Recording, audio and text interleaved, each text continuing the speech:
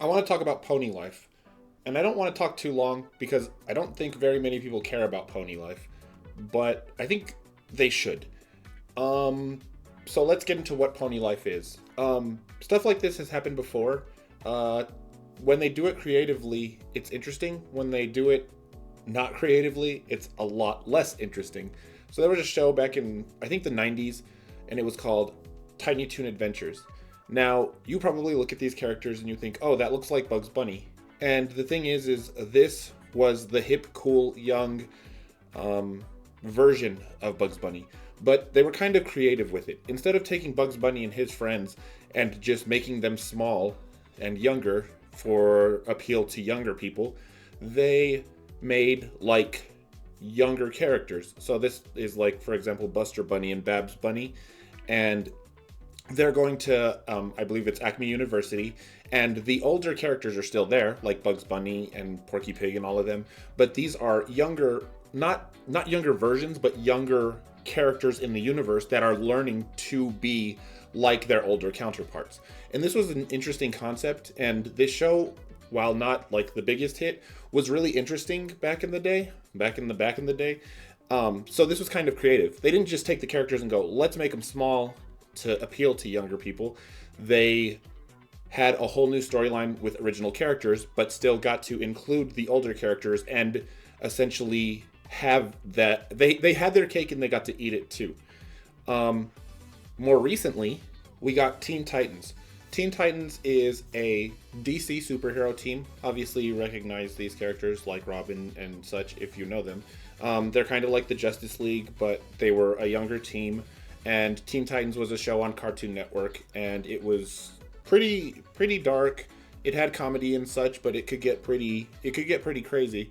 And after Teen Titans finished, they made like a movie, and it had a pretty long running series. It was fairly popular. I'm sure a lot of you do enjoy it, and a lot of people still enjoy it. But after they made this, they announced Teen Titans Go. Teen Titans Go is the lazy version of this. Now, I'm not saying Teen Titans Go is trash. I have no opinion on Teen Titans Go. When I was younger, I watched Teen Titans Go a lot. It was nonsensical and silly and dumb, but it was obviously popular amongst children. And hey, if it works, then you are going to see it because corporations only care about views and money. So Teen Titans Go was the lazy version of doing this. What they do is they take the original characters, they just make them like smaller and younger and turn it into a big old comedy that's just no seriousness, off the wall humor, slapstick, and a bunch of dumb gags. Now, Pony Life is literally almost the exact same as Teen Titans Go. We had G4, Friendship is Magic, which was the more mature, the more serious. It had slapstick, but there were really serious moments. There was sadness, there was fights, there was very mature content for a kid's quote-unquote show. And then after Friendship is Magic is over, they made Pony Life. And Pony Life was the same thing as Teen Titans Go. They shrunk the characters, they made them smaller, they turned it into an off-the-wall, ridiculous show that was nothing like Friendship is Magic. It was kind of like if Pinkie Pie made Friendship is Magic and she was the one who was doing everything. And a lot of people wrote Pony Life off. It's drastically different visually. It's drastically different tone. It's just nonsense most of the time. It's ridiculous. It's everything I hate about the comics, because the comics are essentially like Pony Life, but they try to act like they're not. Now, here's the weird part. Whereas I'm up to about issue 30 in the My Little Pony comics, and they've been nothing but just atrociously bad disappointments. I like two comics thus far, the Trixie one with Babs and the Pets one. All of Pony Life has been pretty good. I'd never say Pony Life is as good as Friendship is Magic because it's not, but Pony Life has one thing that the comics don't, and that is heart. Pony Life is actually very stupid because it is just off the wall jokes and nonsense most of the time, but it still has morals and it's still trying to teach something.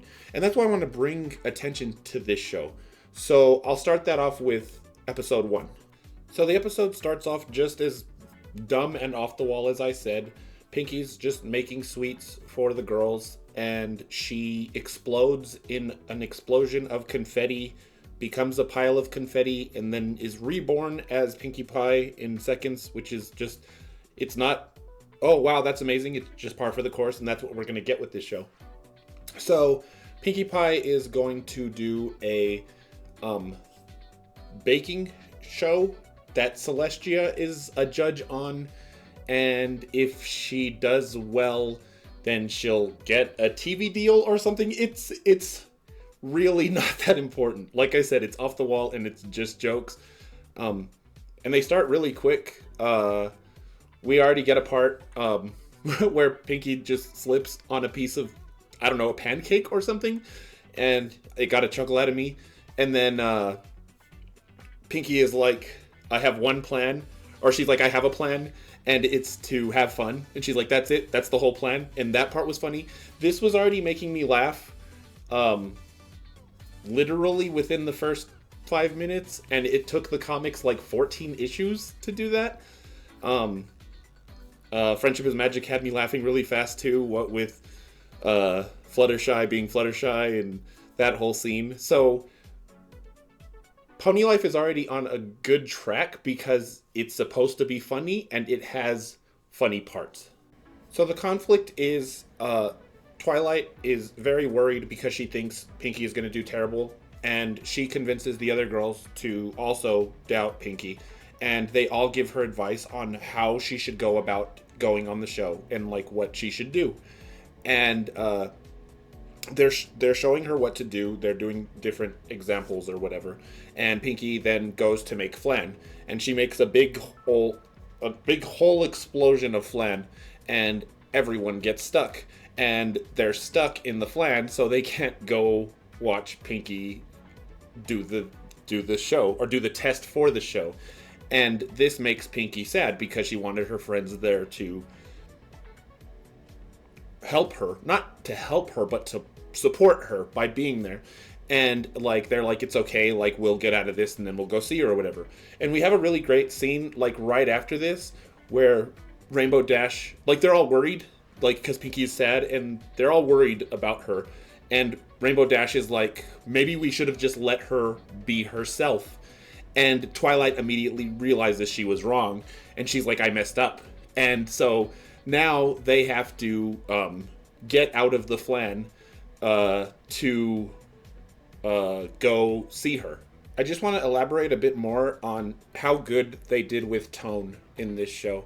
So this part where Twilight is feeling bad and Rainbow Dash is like, we should have believed in her, and Twilight is like, I made a mistake. There's like a sad piano like in the background in the music. I don't know if Daniel Ingram is still doing these, but like it's a really good piece of music, and it really feels sad. Like the shift to they're sad is very effective. And right after that we get this part with Applejack, like literally right after that. Like it's that sadness to Applejack is like, we got to get out of this flan as quick as we can. Someone hand me that pen. Like she does this little rhyme on accident and she just realizes it, and then she's like, let's eat, and it shifts right back to the comedic tone. And it's such an effective shift from the seriousness to the joke again, that it's a really effective joke, and it's a really effective like tug on your heartstrings. And this show seems to be really good at that, which is a very, very good thing. So Pinky's doing the show, and she's doing it like she's remembering what the girls told her, and it's messing her up. She's dropping stuff, she's burning things, she's making batter fly in the judges' faces and stuff like that. And I guess she realizes that she's doing things the way that they said to do it, and it's not working. So she just goes back to having fun. So she just starts doing things her own way. And the girls finally arrive. They end up, I guess, eating all the flan, and they end up arriving. And Celestia is trying she calls it cake. I thought she was making fun. She calls it cake, and she eats the cake, and she enjoys it a lot. She eats it a lot. Like she wants more, and Pinky ends up winning. And Twilight's like, what happened? Like, I thought you were going to do horrible because you were following what we were doing. And she was like, well, I was doing it at the beginning, but then I decided to be myself and just have fun, and it all worked out. And we get the moral straight after, which is an apology from Twilight. She says she's sorry for making or trying to make Pinkie do things the way that Twilight, would do them when Pinkie was doing things and it was absolutely fine to begin with. And Pinkie is like, that's okay. I just can't be anyone other than me anyways. And it's a really good message about like not forcing the way you would do things on other people, even if you think they would fail, because Twilight was wrong anyways. She should leave things like that up to Pinkie because Pinkie knows how to deal with things like that. And that's a great moral. It's tough to have a like, when I say great moral, it doesn't touch anything from Friendship is Magic. It can't. This is an 11-minute like dual episode, like cut in half, weird little short type deal, and you have like only so much you can do in that time to develop conflict and then to resolve it and then to also inject a moral into that. And I think they did a really good job with the short amount of time they had. Now, that is to say, do I think you have to go and watch Pony Life right now? No. Is Pony Life going to be like an amazing, incredible show like Friendship is Magic or Avatar: The Last Airbender or Adventure Time or Phineas and Ferb or any of those shows? No. It's going to be fun for what it is with a touch of morals, which I like the most because it's trying to teach something, and some warmth and heart. That makes it worth watching if you enjoy these characters. I've watched about 5 episodes thus far, so I can't speak for the longevity of it, nor if they start disrespecting the characters.